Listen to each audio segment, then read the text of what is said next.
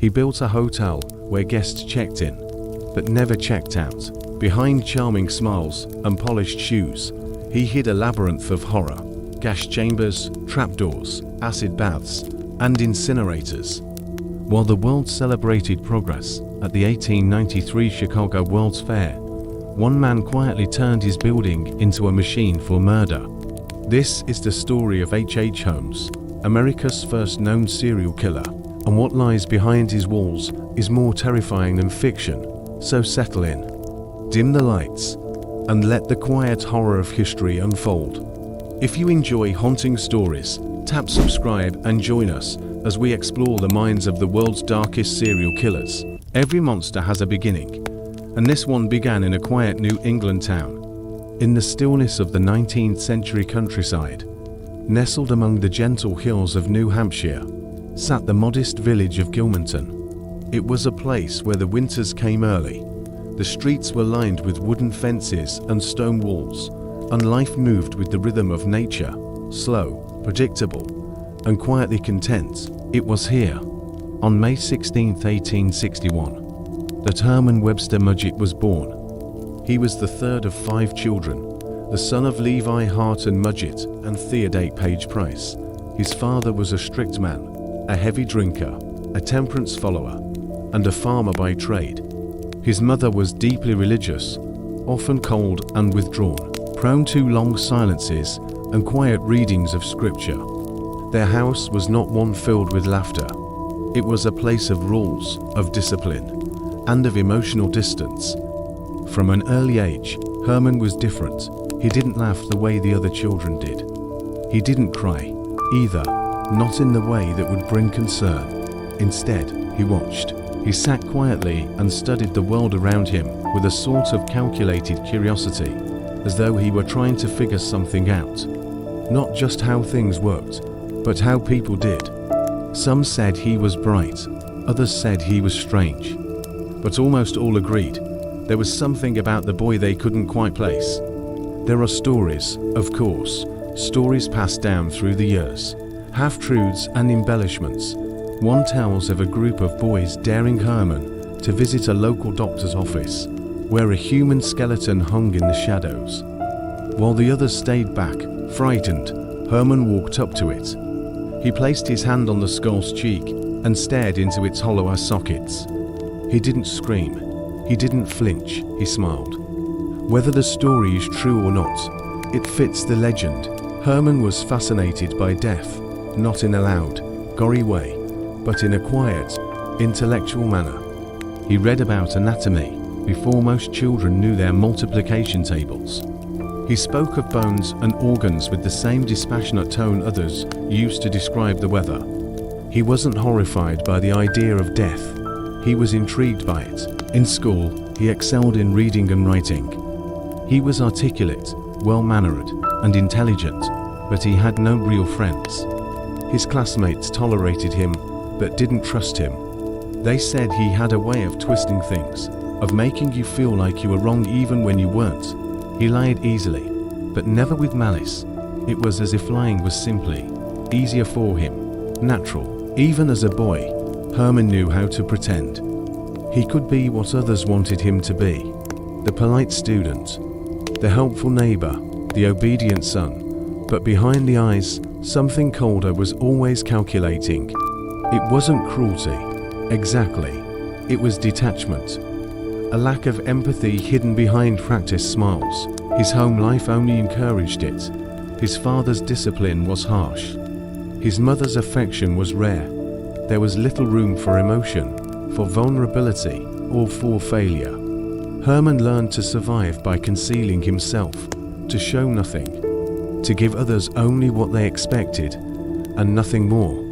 By the time he was a teenager, Herman had already begun living a double life. To adults, he was respectful and studious. To his peers, he was elusive and cunning. He developed a fascination with trickery, forging notes, cheating at games, stealing small things just to see if he could get away with it.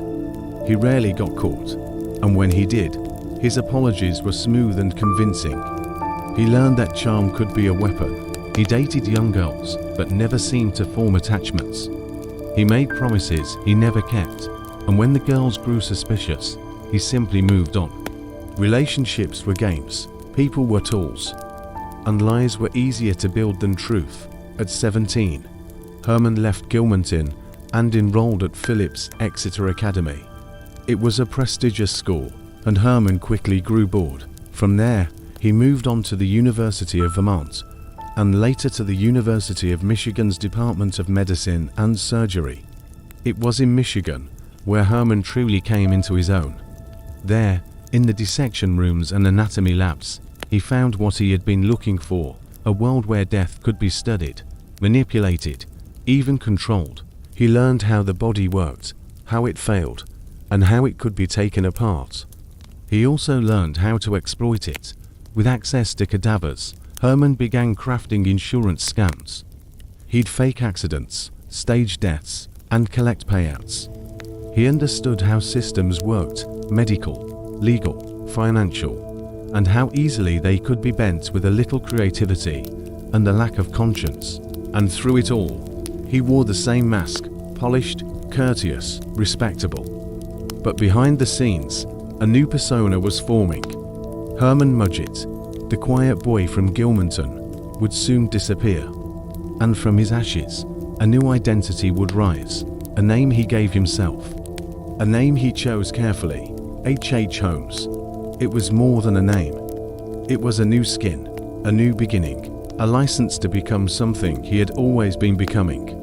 And as the 1880s marched forward, and the world's attention turned toward the glittering promise of progress, one man was planning something very different. Something built not on dreams, but on nightmares. The boy was gone. The devil had arrived. By the late 1870s, Herman Webster Mudgett had grown tired of Gilmanton. The village that had once seemed so vast and mysterious now felt small and predictable. He had outgrown its fences, its watchful neighbors, and the narrow expectations of small-town life. The quiet boy had learned to wear a convincing smile, but behind it stirred a restless ambition and something far colder. At 17, he left home to attend Phillips Exeter Academy. It was a school reserved for the elite, sons of prominent families, future leaders and professionals. But Herman fit in surprisingly well. He kept his clothes pressed, his manners sharp, and his words deliberate. He charmed his professors, outperformed his peers, and blended into privilege like he'd been born for it. He stayed only briefly before enrolling at the University of Vermont. The curriculum was basic, the environment uninspiring. After a year, he abandoned it and turned towards something more suited to his curiosities, medicine. In 1882, he arrived at the University of Michigan's Department of Medicine and Surgery. It was here, in the chilled, formal quiet of the dissection rooms, that Herman Mudgett began his transformation. He thrived in anatomy classes, while other students approached cadavers with discomfort or detached professionalism. Herman was calm, focused, almost pleased. His hands moved with precision. He remembered every artery, every ligament, every muscle group. But there was something else, something darker. He was not just interested in the body, he was interested in what could be done with it. In his second year, Herman began devising ways to make money. Not through honest work, but through deception. He discovered a method: find a cadaver, disfigure it beyond recognition, and take out a life insurance policy on a fictitious identity. Once the policy matured, he'd submit the body as the insured, collect the payout, and vanish before questions arose. With no identification technology, no centralized record keeping, and no real suspicion, the scam worked, again and again. To those around him, he remained the polite, well-spoken student. To the insurance companies, he was grieving next of kin. And to himself, he was simply proving how easy it was to bend the world when no one expected evil behind a gentle smile. But it wasn't just fraud that defined him. There were whispers of other things. Murmurs among students of strange behavior, late-night experiments with chemicals, missing animals, odd stains in private dorm rooms. Nothing ever confirmed, but enough to make some uneasy. He had also begun using other names, small ones at first, alternate signatures, false references, invented relatives. He practiced layering lives, crafting identities that could be discarded and rebuilt at will, and with each successful lie, the real Herman Mudgett faded further away. In July of 1878, Herman married Clara Lovering, the daughter of a Massachusetts farmer. On paper, they looked like the perfect couple, but the marriage was little more than a prop, a social requirement, a mask for legitimacy. Clara gave birth to a son, Robert. Herman showed little interest in the child. By the time he entered medical school, he had left them both behind without explanation. He didn't divorce Clara. He simply disappeared from their lives. After graduating in 1884, Herman drifted. He took work in various cities under different names. He sold fake medicines, offered consultations without licenses, and disappeared when accusations surfaced. Sometimes he posed as a doctor, sometimes a chemist, sometimes a traveling businessman. He left behind unpaid debts, broken contracts, and unanswered questions. Somewhere along the way, he shed his birth name completely. He became Dr. Henry Howard Holmes. It was a calculated rebirth, a new name for a new identity. H. Holmes sounded respectable.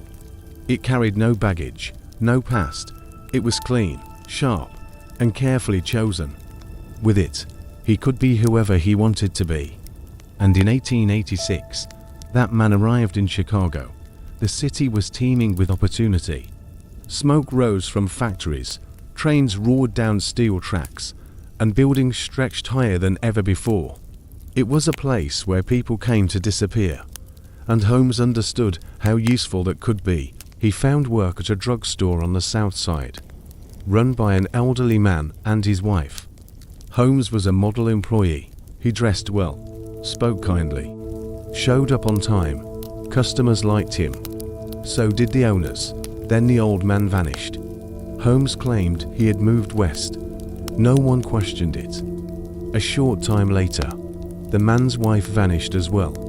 Holmes told customers she had retired to California. Again, no one challenged the story. Holmes acquired the building and business without resistance. From the outside, it was simply a pharmacy on the corner of Wallace and 63rd. But to Holmes, it was the start of something much bigger. With the business turning a profit, he bought the vacant lot across the street and began to build. He commissioned a large 3-story structure with commercial space on the ground floor and rooms to rent above, but the design was strange. Builders were confused by the layout, stairways that led nowhere, doors that opened into brick walls, and oddly shaped rooms with no windows. Holmes frequently fired construction crews mid-project and replaced them with new ones. He claimed dissatisfaction. The truth was simpler. He didn't want anyone to see the full plan. Because this wasn't just a building, it was a machine.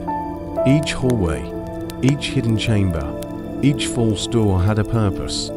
The second floor was a maze of trapdoors, peepholes, gas jets, and soundproof chambers.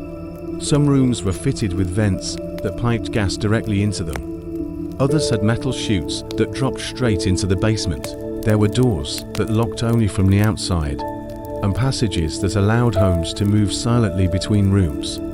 He called it a hotel, but it was never meant to serve guests. Chicago was preparing for the 1893 World's Fair, an event of unprecedented scale. Millions of people would arrive from across the country and the world. Holmes saw opportunity, a tide of visitors, many of them young women, traveling alone, anonymous, and vulnerable. He placed ads in newspapers offering lodging and employment to young women. Many accepted, few were ever seen again. In the basement, Holmes installed vats of acid, quicklime pits, and a large furnace.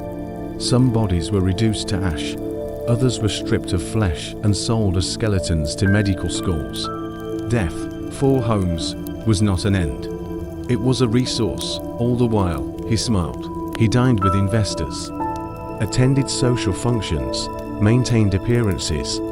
He married again, Myrta Belknap. and later a third time, never legally divorcing the others.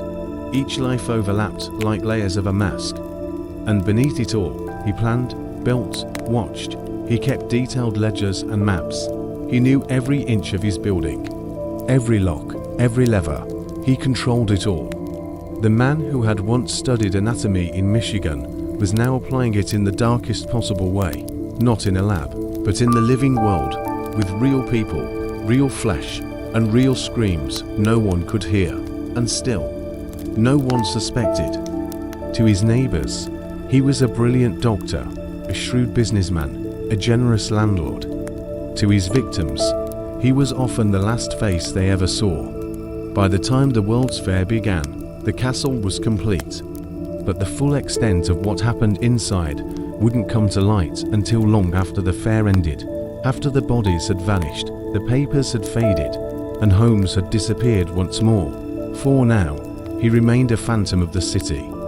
A man with no past, no conscience, and no limit.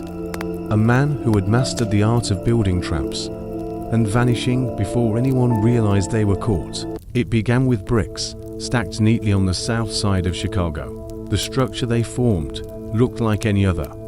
To the neighbors, it was a hotel under construction, another building rising in anticipation of the 1893 World's Fair. But to its owner, Dr. Henry Howard Holmes, it was something else entirely. The lot, located on the corner of Wallace Avenue and 63rd Street, sat directly across from Holmes's successful pharmacy.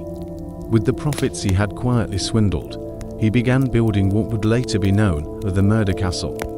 Construction started in 1887. Holmes hired and fired workers constantly, ensuring no one saw the full design. Each crew worked on a different section. Staircases led nowhere. Doors opened into brick walls. Rooms had no windows. Some doors locked only from the outside.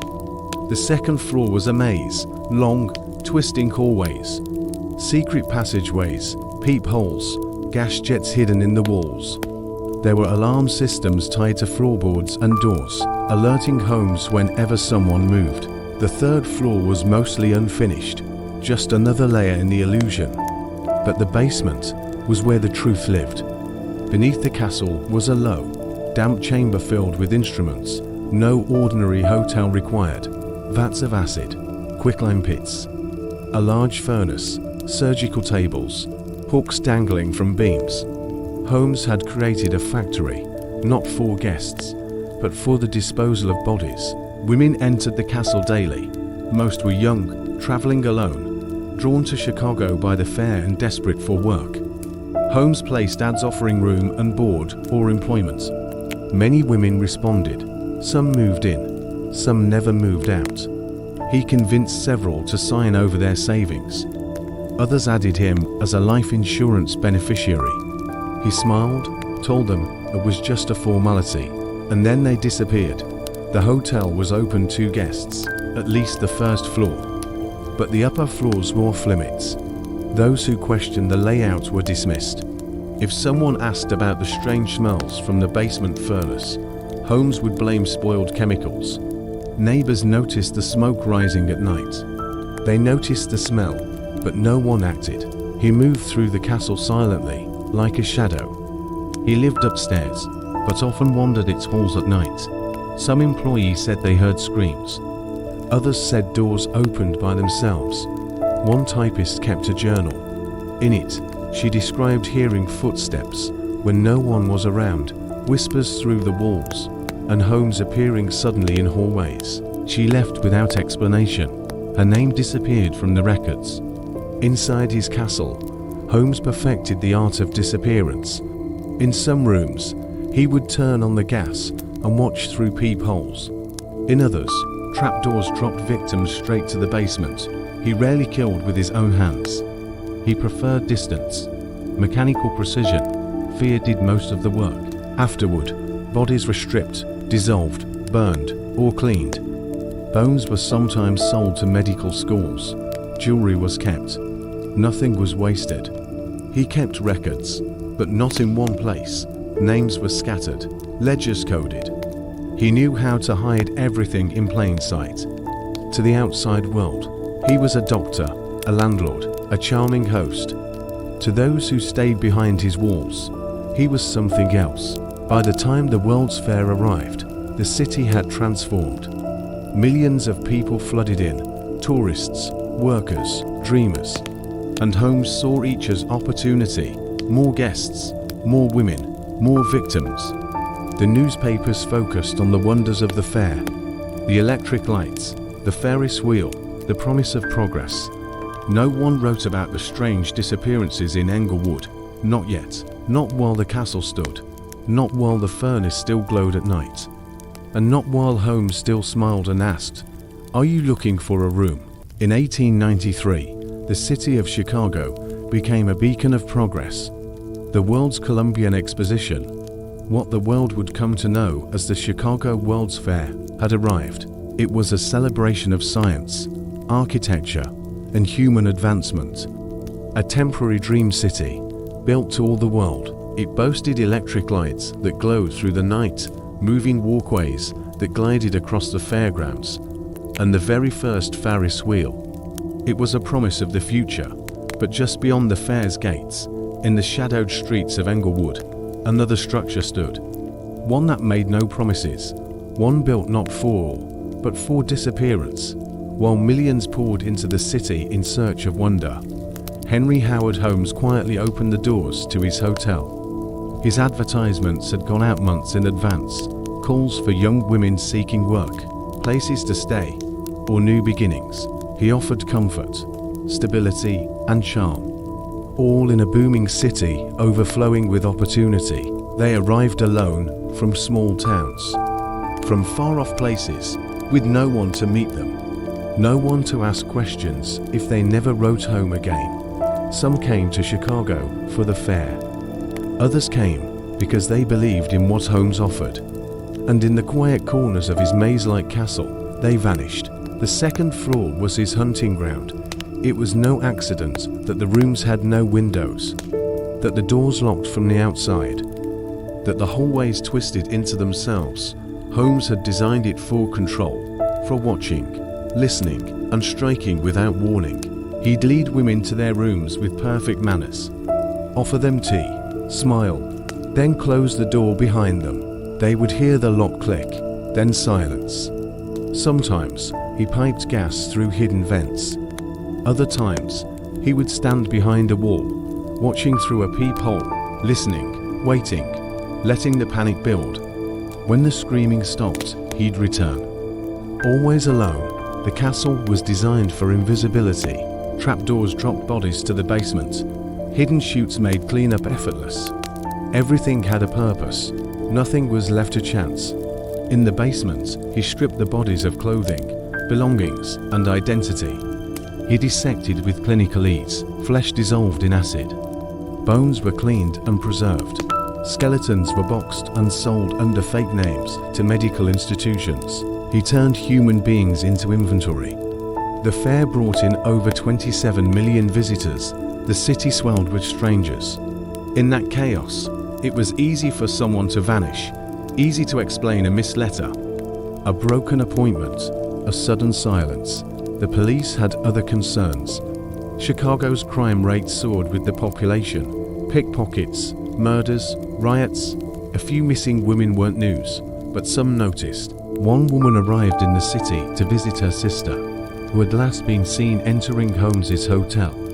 She questioned his staff. He smiled, said the girl had left, probably joined the fair's traveling show, or gone home. The sister never stopped looking. Others came to stay just for a night. Tourists, couples, businessmen. They stayed on the main floor. Those guests often survived because they were visible, because someone might come looking, but the women who answered his ads were easier to make disappear. Holmes never left marks, never left trails. When pressed, he produced letters written in the missing woman's handwriting, telling loved ones she had moved on. He forged them with perfect calm. Some say he kept trophies, a lock of hair, a ring, a photograph hidden in a drawer. He told different stories to different people, that some women ran away, that others had cheated him, that some were unstable. that others had never been there at all. No one could prove anything. No bodies, no witnesses, just smoke at night. And silence behind the walls. The fair continued. President Grover Cleveland visited. Inventions were unveiled. America looked to the future. And still, in that hotel, women disappeared. The city buzzed with lights, music, and celebration. But just beyond the fairgrounds, in that quiet, crooked building, there was only cold efficiency. Holmes didn't kill out of passion.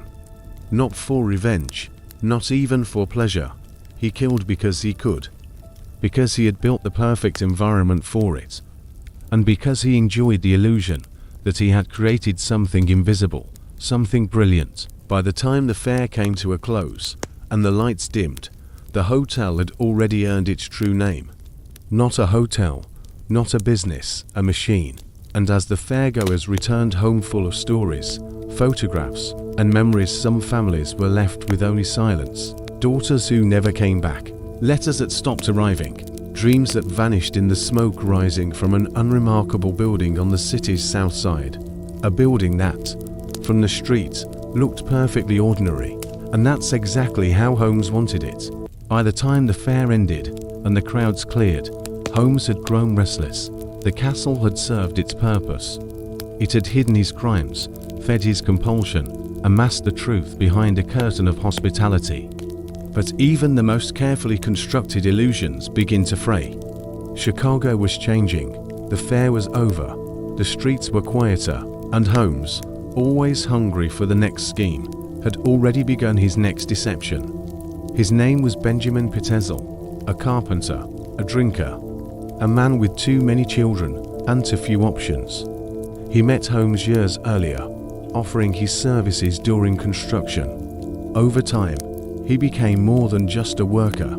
He became an accomplice. Holmes saw something useful in Pitzel, someone desperate enough to follow orders, loyal enough to stay quiet, and trusting enough to be manipulated. In 1894, Holmes proposed a plan. He and Pitzel would stage Pitzel's death in a city far from Chicago. They'd take out a $10,000 life insurance policy in Pitzel's name. A body would be found, disfigured, unrecognizable, and Holmes would collect the money as the beneficiary. Pitzel would then disappear and reunite with his family under a new name. It was a lie. Holmes never intended to fake Pitzel's death. He intended to murder him, and he did.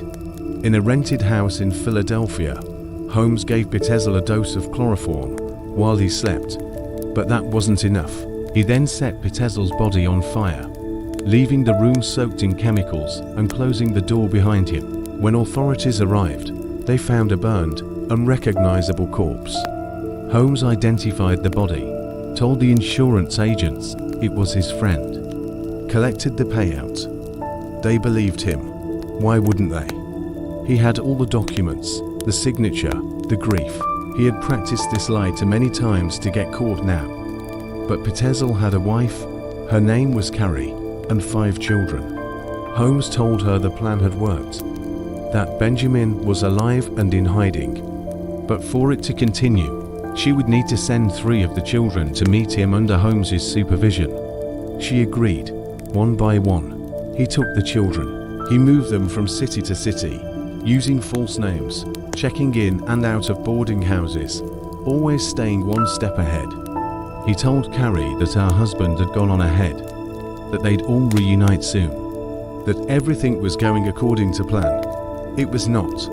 In truth, Holmes had already buried the truth beneath his lies, and now he was burying something else. He killed Alice and Nellie Pitzel, the 2 eldest girls, in a rented house in Irvington, Indiana. He forced them into a trunk, locked it, and piped gas inside. When it was done, he buried their bodies in a shallow grave beneath the floorboards. Then he moved on. He traveled to Toronto with Howard, the youngest son. For a time, the boy believed they were going to see his father.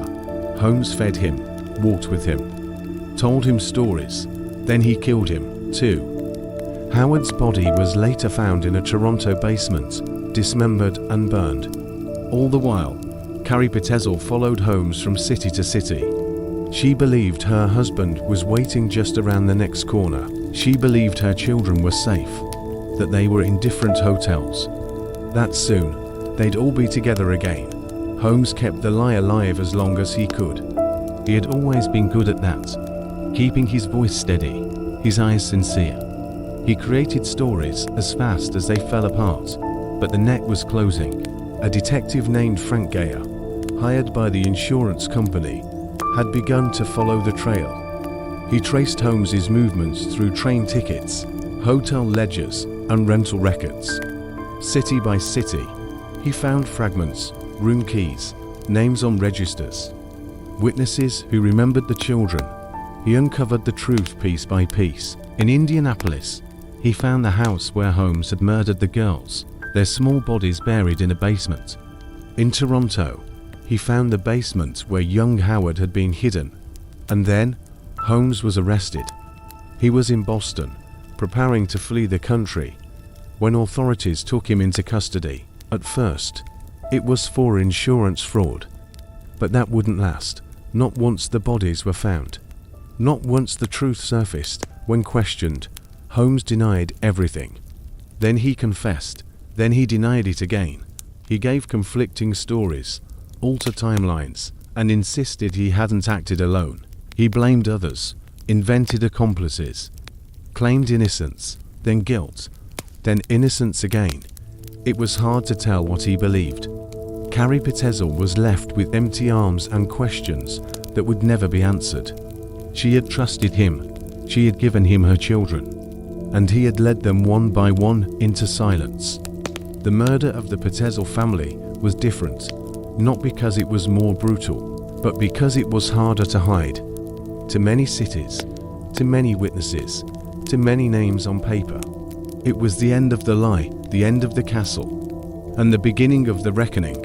By the fall of 1894, the lies had finally caught up to him. Henry Howard Holmes, the doctor, the landlord, the hotelier, the gentleman, was now something else in the public eye.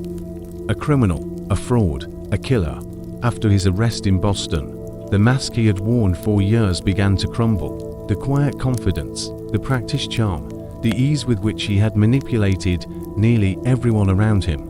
It all started to fracture under the weight of what he had done. At first, it was insurance fraud. That was what they thought they had. Then came the Pitzel case. Then came the children. Then came the basement, and the castle, and the whispers of dozens more. He sat in a Philadelphia jail cell as headlines swept across the country. Modern Bluebeard, they called him. The arch-fiend of Chicago. Reporters speculated wildly about his crimes. Some said he had murdered a dozen, others said 100. Some claimed the castle had been built with over 200 rooms for the express purpose of slaughter. Truth and rumor blurred. The public didn't care. They just wanted to see the devil hang. Holmes insisted on telling his side. He gave interviews to newspapers, wrote letters, drafted a memoir from his cell. In it, he claimed innocence. He claimed he was misunderstood. Then, he contradicted himself. Then he claimed to have killed 27 people. Then, days later, he said only 2, then none. The stories changed with every retelling. He invented accomplices, said others had done the killing, claimed he'd been framed. Then, in the next breath, admitted to murder with a quiet, detached tone, as if discussing a business transaction. No emotion, no regret. In court, he chose to represent himself. He stood before the jury, calm and composed, dressed neatly, his hair slicked back, his voice steady. He cross-examined witnesses, he questioned detectives. At times, he spoke with the same charm that had once lured people to their deaths. But the evidence was overwhelming. Witness after witness took the stand. They described the house in Irvington, the basement in Toronto, the forged letters, the false identities, the trail of bodies. Carrie Pitzel sat silently in the courtroom, listening as the story of her children's final days was laid bare. Holmes did not look at her. The jury took little time to decide. He was found guilty of the murder of Benjamin Pitzel and sentenced to death. But the trial had become a spectacle.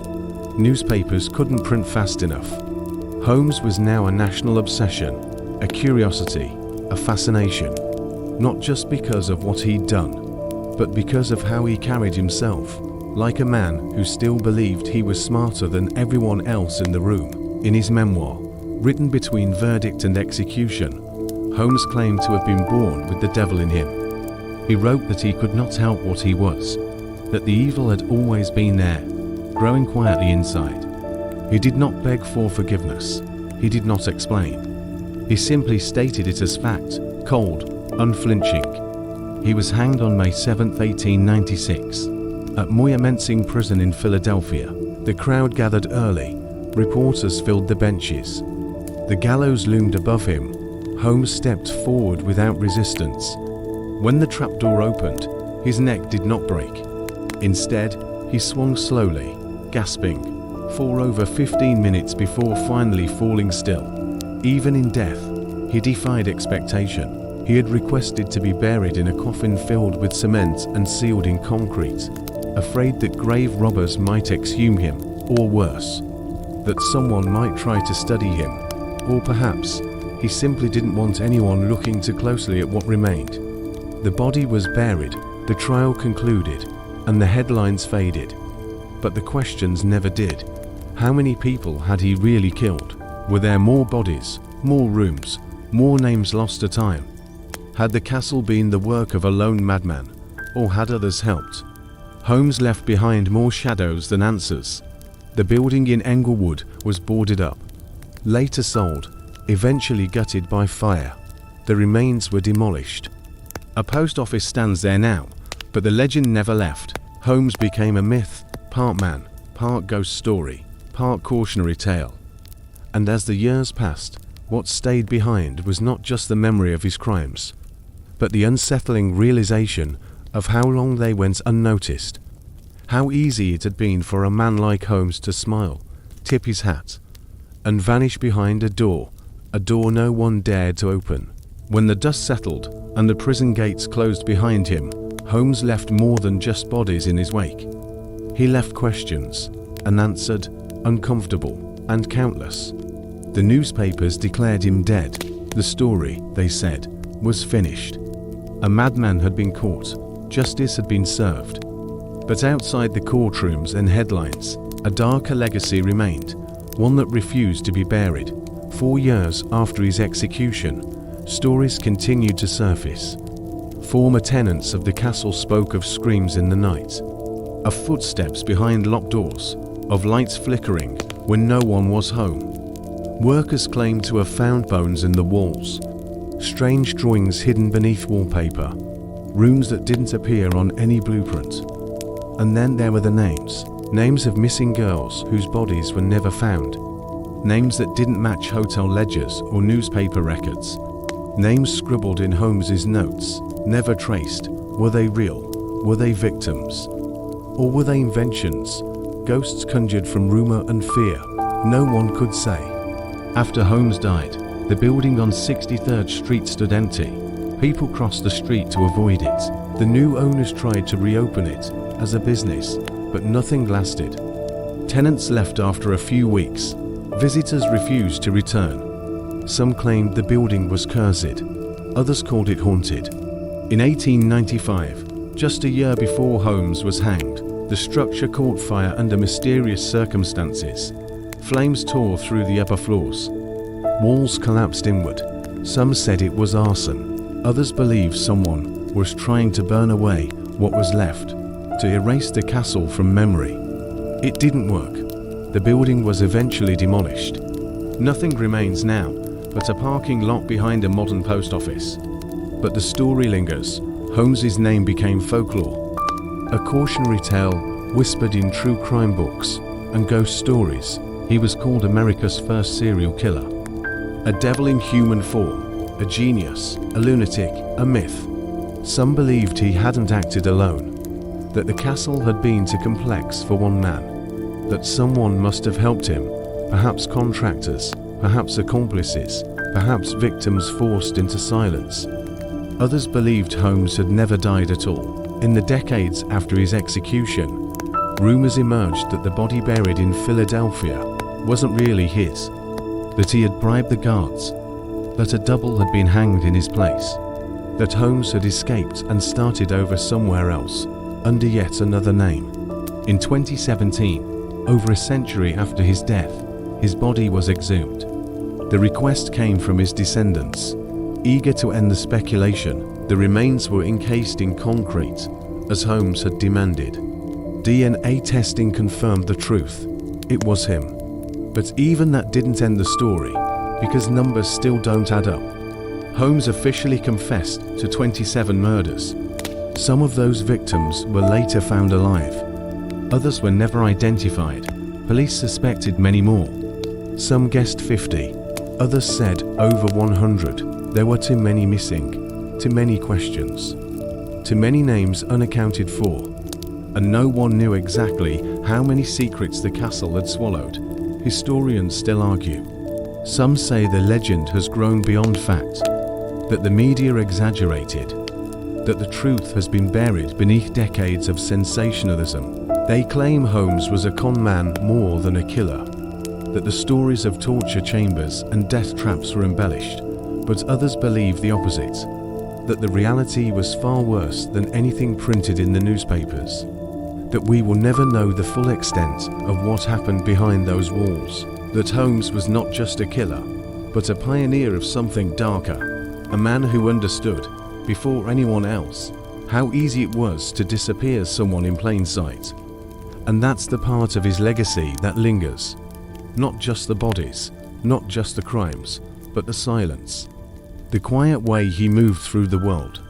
The way he smiled, lied, and disappeared. The way no one noticed until it was too late. The castle is gone, the smoke has cleared. But Holmes remains, not in flesh, but in the empty space where truth used to be. A reminder that sometimes, evil doesn't arrive with fury. Sometimes, it wears a suit, shakes your hand, and holds the door open. In the end, all the rooms are empty. The doors are gone, the gas jets silenced. The staircases that led nowhere now lead to nothing at all, but the story of H. Holmes remains, not just as a collection of crimes, but as a mirror held to a time, a place, and a system that allowed him to exist for far too long. He did not kill in the shadows, he killed in the open, in the very heart of a city, being celebrated as the future of civilization.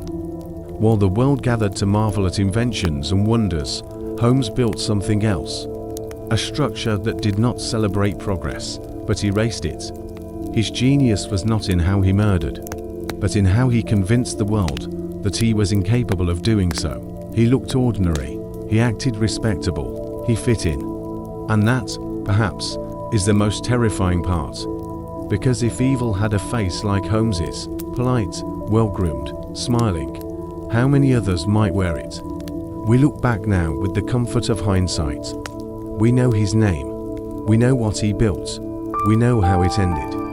But in his time, he was a man trusted by strangers, welcomed by neighbors, believed by nearly everyone he met. It was only when the lies unraveled, when too many people disappeared, that the mask began to slip. And even then, not everyone saw the truth. We may never know how many victims there were. We may never know what drove him, whether it was compulsion, greed, or something else entirely, something colder, something quieter. He called it the devil, said it had always been inside him. And maybe he was right. Or maybe it was just another lie. One final trick in a long, practiced performance. What remains is not certainty, but discomfort. The sense that we may never fully understand what Holmes was, that he walked through this world as something not entirely human. A reminder that some horrors wear a human face, that some monsters don't hide in the dark, they invite you in. And sometimes, the most dangerous place of all is the one that looks exactly like home.